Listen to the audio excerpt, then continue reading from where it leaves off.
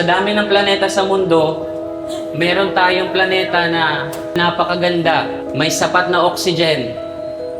May sapat na sikat ng araw. Ngayon lang po uminit kasi nga dahil po sa nangyayari ngayon na patuloy na gera, patuloy na paggawa ng nuclear.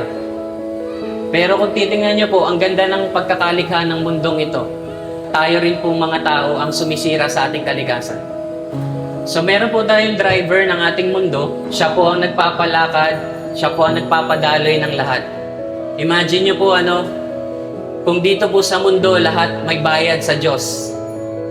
Bawat hinga natin, babayaran natin ng Diyos. Bawat utot natin, babayaran natin ng Diyos kasi carbon dioxide yon. Imagine nyo po, pati yung sunlight, di ba? Nabalitaan nyo po yung solar. Napakahalaga ngayon ng solar sa mahal ng bilihin, sa mahal ng kuryente. Pero ngayon po, pati solar, gusto na rin pong magkaroon ng parang kakaroon ka ng permit. Libre naman po ang pagkuha natin ng sikat ng araw. Ngayon, magkakaroon na rin daw ng permit.